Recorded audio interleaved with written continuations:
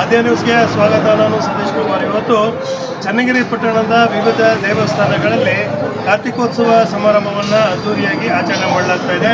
ಹಾಗೆಯೇ ನಮ್ಮ ಚನ್ನಗಿರಿ ಪಟ್ಟಣದ ಒಂದು ಪ್ರಮುಖ ದೇಗುಲವಾದಂತಹ ಕೆರೆಯೇರಿ ಚೌಡೇಶ್ವರಿ ದೇವಸ್ಥಾನದಲ್ಲೂ ಸಹ ಮಹಾ ಕಾರ್ತಿಕೋತ್ಸವವನ್ನು ತುಂಬ ಅದ್ದೂರಿಯಾಗಿ ಮಾಡ್ತಿದ್ದಾರೆ. ನಿಜಕ್ಕೂ ಒಂದು ದೇವರಿಗೆ ಒಂದು ವಿಶೇಷವಾದ ಅಲಂಕಾರವನ್ನು ತುಂಬ ಚೆನ್ನಾಗಿ ಮಾಡ್ತಾ ಇದ್ದಾರೆ. ಪ್ರತಿ ಹಬ್ಬ ಸಮಾರಂಭಗಳಲ್ಲಿಯೂ ಸಹ ವಿಶೇಷವಾದ ಅಲಂಕಾರಕ್ಕೆ ಪೂಜೆಯನ್ನು ಸಹ ಮಾಡ್ತಾ ಇದ್ದಾರೆ. ಇಡೀ ಪಟ್ಟಣದ ಜನತೆ ಬಂದು ಸಹ ಈ ದೇಗುಲದಲ್ಲಿ ಒಂದು ವಿಶೇಷವಾದ ದೇವರ ದರ್ಶನವನ್ನು ಪಡಿತಾ ಇದ್ದಾರೆ. ಮುಂದಿನ ದಿನಗಳಲ್ಲಿ ಈ ದೇಗುಲ ಇನ್ನೂ ಸಾಕಷ್ಟು ಅಭಿವೃದ್ಧಿ ಆಗಲಿ, ಹಾಗೆಯೇ ಮಹಾಕಾರ್ತಿಕೋತ್ಸವ ಇನ್ನೂ ಅದ್ದೂರಿಯಾಗಿ ನಡೀಲಿ ಅಂತೇಳಿ ಆಗ್ರಹವೂ ಸಹ ಆಗ್ರಹಿಸ್ತದೆ. ಜಾತ್ರೆ ಫೆಬ್ರವರಿ. ಅದೇ ರೀತಿ ಈ ಕೆರೆಯೇರಿ ಚೌಡೇಶ್ವರಿಯ ಒಂದು ಜಾತ್ರಾ ಮಹೋತ್ಸವ ಫೆಬ್ರವರಿ ತಿಂಗಳಲ್ಲಿ ಆರಂಭವಾಗಲಿದೆ. ಸಾಕಷ್ಟು 5 ವರ್ಷಗಳಿಗೊಮ್ಮೆ ನಡೆಯುವಂತಹ 3 ವರ್ಷಗಳಿಗೆ ನಡೆಯುವಂತಹ ಈ ಜಾತ್ರಾ ಮಹೋತ್ಸವ ತುಂಬ ಅದ್ದೂರಿಯಾಗಿ ನಡೀತದೆ.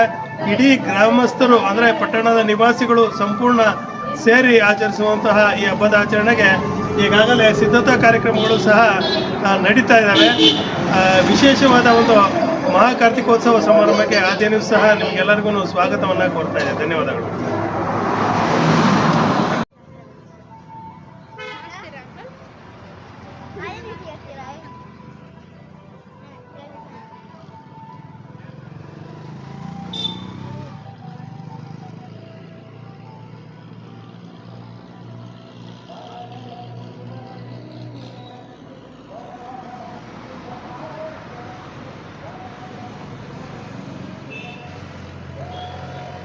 ಬೆಳಗ್ರಿ ಹಂಗೆ ಈ ಕಡೆ ನೋಡ್ರಿ.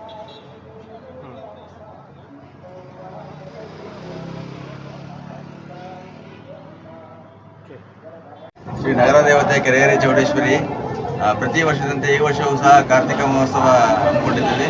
ಈಗ ಇಡೀ ಚನ್ನಗಿರಿ ತಾಲೂಕಿನ ಸುತ್ತಮುತ್ತ ಹಳ್ಳಿ ಚನ್ನಗಿರಿ ಕಾರ್ತಿಕ ದೀಪ ಹಚ್ಚೋ ಮೂಲಕ ಇದು ಮಾಡಿಬಿಟ್ಟು ಹೋಗ್ತಾರೆ. ಪ್ರಸಾದ ಎಲ್ಲ ಇದು ಮಾಡಿ ವಿತರಣೆ ಮಾಡ್ತೀವಿ.